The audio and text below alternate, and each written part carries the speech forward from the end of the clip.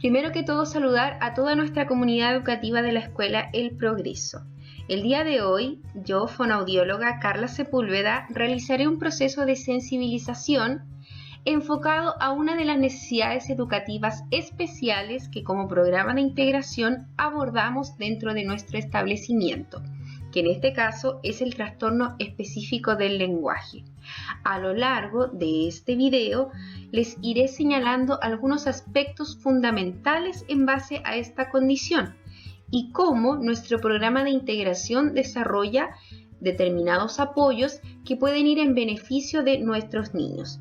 La idea es que ustedes como docentes se familiaricen con las características de esta dificultad y cómo o cuándo se presenta, qué pronóstico puede tener y cómo es que nosotros lo diagnosticamos o lo clasificamos. Queridos profesores de la Escuela del Progreso, el lenguaje es la forma en que nosotros nos comunicamos diariamente.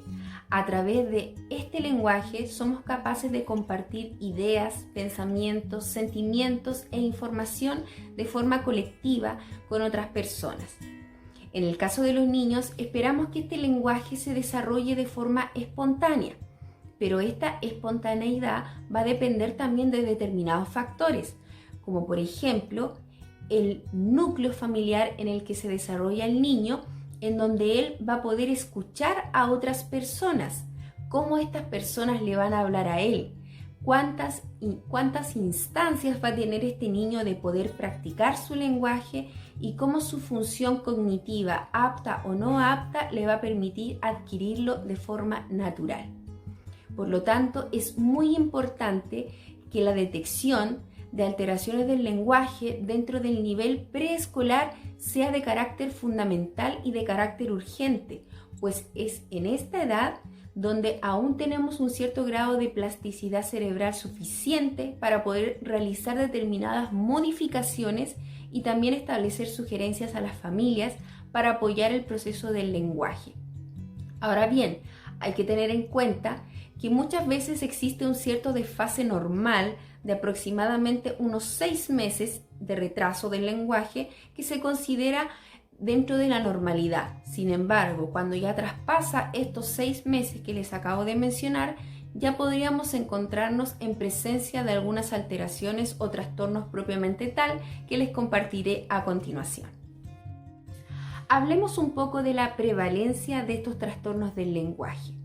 Es importante señalar que los trastornos del lenguaje en la edad escolar llegan incluso al 4%, mientras que los trastornos del habla llegan cerca del 6%.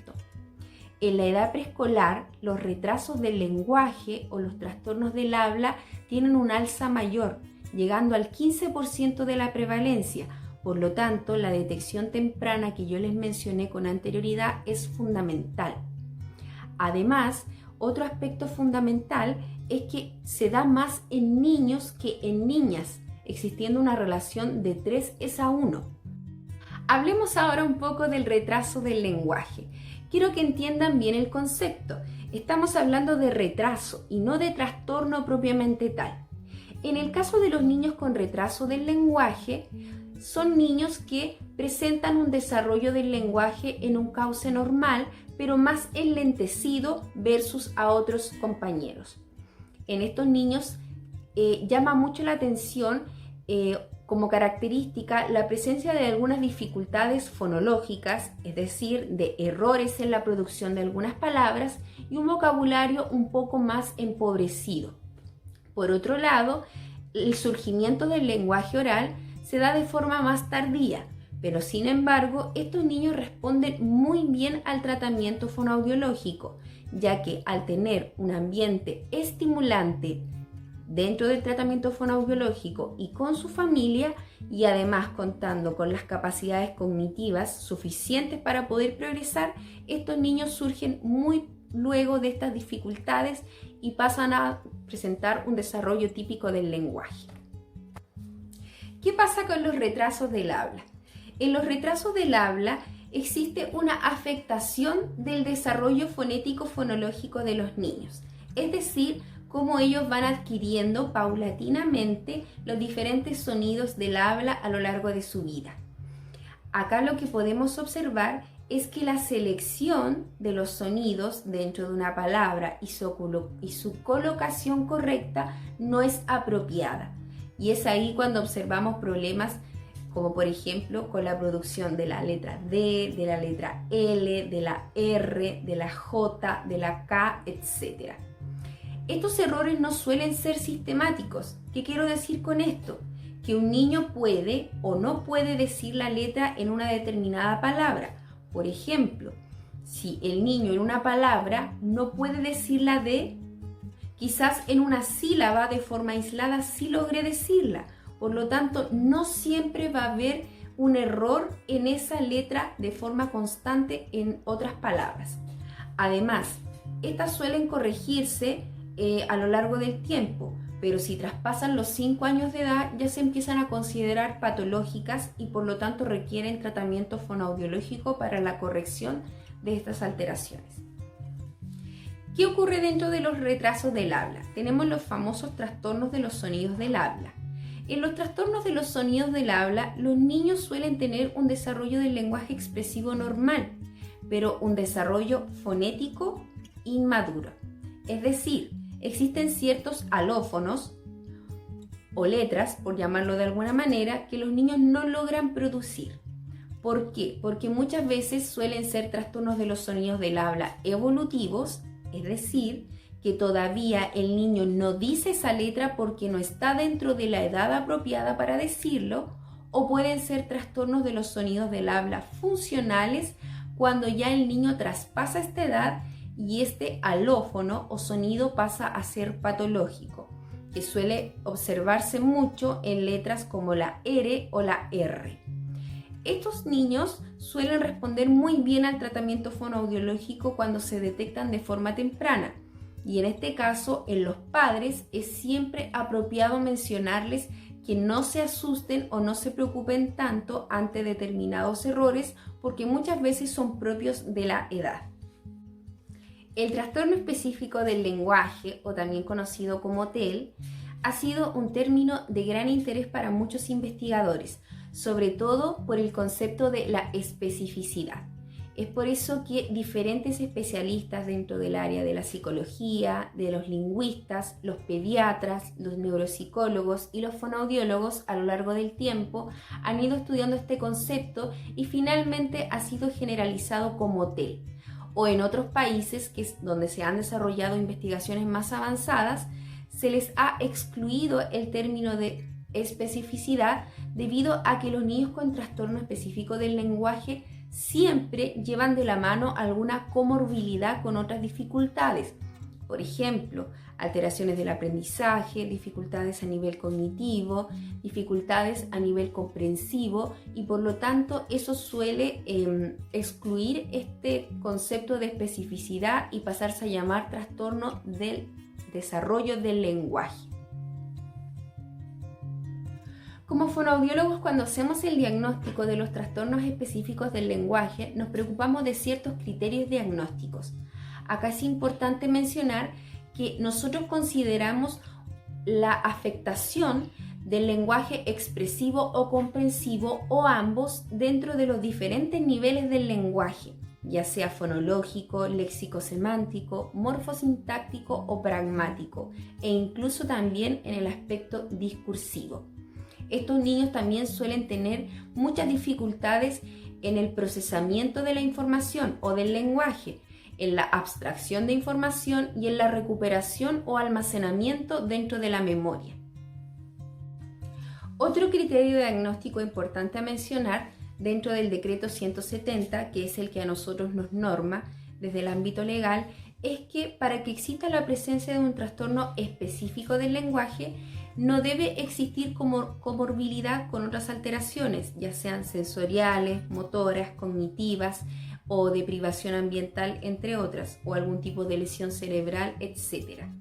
Por lo tanto, estos niños deben solamente tener afectados las vertientes expresivas o comprensivas del lenguaje dentro de los niveles que yo les mencioné anteriormente. Sin embargo, como fonoaudiólogos también nosotros hacemos nuestro análisis desde nuestra profesión y señalamos fervientemente de que estos niños no presentan necesariamente una especificidad en la alteración del lenguaje, sino que esta especificidad viene acompañada de otras dificultades. Muchas veces los niños con trastornos de aprendizaje o encasillados dentro de la categoría diagnóstica de dificultades del aprendizaje también presentan trastornos del lenguaje asociados. Por lo tanto, espero que en unos años posteriores como fonoaudiólogos podamos seguir creciendo en cuanto al estudio de esta dificultad y quitemos esta etiqueta diagnóstica de especificidad para observar que los trastornos del lenguaje van más allá de solamente este ámbito y que obviamente afectan otras áreas en común. En el caso del trastorno específico del lenguaje expresivo, como su nombre lo dice, solamente se afecta esta vertiente. Estos niños no suelen tener dificultades a nivel comprensivo y si las tienen son mínimas o propias de su edad. En este caso, estos niños se destacan por tener un habla que es fluida, pero debido a las alteraciones en la producción de diferentes alófonos o sonidos, su lenguaje suele ser ininteligible y muchas veces no logramos comprenderlos. Incluso estas personas, o estos niños en este caso, son capaces de entablar conversaciones con gran autonomía y con gran personalidad. No se ve afectada la parte comprensiva, incluso son capaces de expresar el mensaje que ellos desean a través de su lenguaje corporal. Sin embargo, existen muchos procesos de simplificación fonológica y también algunos trastornos de los sonidos del habla propios o no propios de su edad lingüística. En el caso del trastorno del lenguaje mixto, en él se ven afectadas la vertiente tanto expresiva como comprensiva.